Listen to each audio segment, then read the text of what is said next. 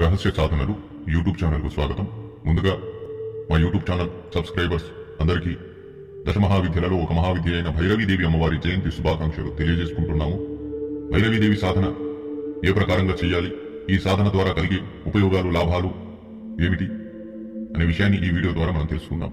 ముందుగా మా యూట్యూబ్ ఛానల్లో సబ్స్క్రైబ్ చేసుకునే వాళ్ళు సబ్స్క్రైబ్ చేసుకుని మా యొక్క వీడియో కనుక నచ్చినట్లయితే లైక్ చేయండి, అందరికీ షేర్ చేయండి. ఈ సాధనను భైరవీదేవి అమ్మవారి జయంతి సందర్భంగా మీ అందరికీ తెలియపరచడం జరుగుతుంది. ఈ మంత్ర సాధన ద్వారా సాధకులకు ధైర్యం, సాహసం అనేది రావడం జరుగుతుంది. అనగా ఎంత పిరికివారైనా సరే ఈ మంత్ర సాధన సిద్ధి చేసుకున్న తర్వాత ధైర్యం, సాహసంతో వారి వారి జీవితంలో ముందుకెళ్తుంటారు. భయ ఆందోళనలు పడేవారు కూడా ఈ అనుష్ఠానం చేసినట్లయితే ధైర్య సాహసాలతో తమ తమ జీవితాలను ముందుకు తీసుకెళ్తూ ఉంటారు. అలాగే సాధకులకు అద్భుతంగా ఈ విద్య పనిచేస్తుంది. ఏ సాధకులైతే భైరవీదేవి అమ్మవారి సిద్ధిని పొందుతారో వారు ప్రతి సాధనలో సిద్ధిని పొందగలరు. ఈ సిద్ధి అనంతరం వారు చేసే ప్రతి మంత్ర సాధనలో సిద్ధిని పొందగలుగుతారు. ఎలాంటి మంత్ర తంత్ర విద్యలలోనైనా చాలా సులువుగా సిద్ధి పొందగలుగుతారు. ఈ విద్య ద్వారా సాధకుడి జీవితం పరివర్తనం చెందుతుంది.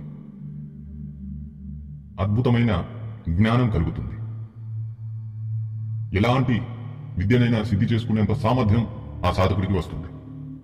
కానీ ఈ సాధన గురు పర్యవేక్షణలో మాత్రమే చేయాలి. సర్వభూత ప్రేత గణాలు, పిశాచ గణాలు కూడా భైరవి అమ్మవారి ఆధీనంలో ఉంటాయి.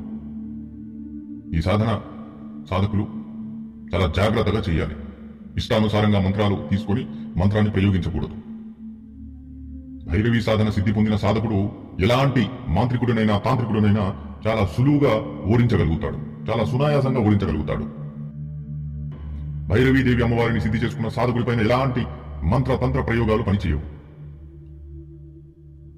సాధకుడికి స్వతహాగానే అద్భుతమైన సిద్ధులు కలుగుతాయి. అమ్మవారి ఆశీర్వాదం ద్వారా అద్భుతమైన సిద్ధులు సాధకుడు పొందగలుగుతాడు. అలాగే ఈ సాధన సిద్ధి చేసుకున్న సాధకుడు అనగా మహావిద్య భైరవీదేవి అమ్మవారి సిద్ధి చేసుకున్న సాధకుడు ఎప్పుడు అపజయం పాలవడు. ప్రతి విషయంలో గెలుస్తూనే ఉంటాడు. అలాగే ఈ సాధన విధి విధానాలు మనం కొన్ని విషయాలు తెలుసుకుంటే సాధకుడు భైరవీదేవి అమ్మవారి జయంతి రోజున లేదా దీపావళి రోజున లేదా కాళీ చౌదశి రోజున లేదా అమావాస్య రోజున ఈ అనుష్ఠానాన్ని ప్రారంభించవచ్చు. గురు అనుమతి తీసుకుని గురువు ద్వారా మంత్రాన్ని స్వీకరించి మంత్రాన్ని ఉత్కీలనం చేసుకుని ఆ తర్వాత ఈ యొక్క అనుష్ఠానాన్ని ప్రారంభించవచ్చు. ఈ యొక్క అనుష్ఠానం అనేది ఏకాంత గదిలో చేయాలి. రాత్రి 10 గంటల తర్వాతే ఈ మంత్ర అనుష్ఠానాన్ని ప్రారంభించాలి. ఈ సాధనలో ఎరుపు రంగు ఆసనాన్ని వినియోగించాలి. సాధకుడి వస్త్రాలు కూడా ఎరుపు రంగు ఉండాలి. అలాగే సాధకుడికి ఎదురుగా ముందుగా సాధకుడు దక్షిణం దిశ వైపు తిరిగి కూర్చోవాలి. సాధకుడు ఎదురుగా పీఠాన్ని స్థాపితం చేసి పీఠం పైన ఎరుపు రంగు వస్త్రాన్ని పరిచి మహావిద్య భైరవీదేవి అమ్మవారి యొక్క సిద్ధి చేయబడిన విగ్రహాన్ని స్థాపితం చేసి అమ్మవారి యంత్రంతో పాటు కలశాన్ని స్థాపితం చేసి పంచోపచార పూజలు చేసి ఈ అనుష్ఠానాన్ని ప్రారంభించాలి. మళ్ళీ మళ్ళీ చెప్పడం జరుగుతుంది. ఈ యొక్క అనుష్ఠానం కేవలం గురు సాన్నిధ్యంలో గురు అనుమతి తీసుకుని మాత్రమే చేయాలి. సాధన ప్రపంచంలో అనుభవం లేని వారు ఇలాంటి సాధనలు డైరెక్ట్ గా చేయకూడదు. భయంకరమైన అనుభవాలు జరుగుతాయి.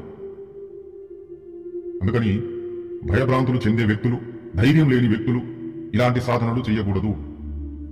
ఒకేసారి ఇలాంటి అనుభవం లేకుండా పెద్ద పెద్ద సాధనలు చేయకూడదు. మెల్లిమెల్లిగా అంచెలంచెలుగా ఒక్కొక్క సాధనలు చేసుకుంటూ ముందుకెళ్ళాలి సాధకులు. అప్పుడే వారు మంచి పరిపక్వతతో ప్రతి సాధన చేయగలుగుతారు. ఈ సాధనలో దీపధూప నైవేద్యాలను సమర్పితం చేసుకొని ఆ తర్వాత మంత్ర జపం చేయవలసి ఉంటుంది. మంత్రం గోప్యంగా పెట్టడం జరుగుతుంది. ఎందుకంటే చాలా సాధకులు తొందరపాటుతో ఈ మంత్రాన్ని వినియోగించడం వల్ల భయంకరమైన అనుభవాలు జరిగితే అది వారికి అపాయం కనుక ఈ మంత్రాన్ని గోప్యంగా పెట్టడం జరుగుతుంది. ఎవరైతే ఈ మంత్ర సాధన మా ద్వారా చేయాలనుకుంటారో వారు మమ్మల్ని సంప్రదించండి. ఖచ్చితంగా మీకు గనక యోగ్యత ఉంటే, మీకు అనుభవం ఉంటే ఈ విద్య అనేది నేర్పించడం జరుగుతుంది. అనుభవం లేకపోతే ఈ విద్య చేయడం అనేది కరెక్ట్ కాదు, భయంకరమైన విద్య కనుక. ఇది ఈరోజు వీడియో. జై మా కాళీ, జై శ్రీ మహాకాళి.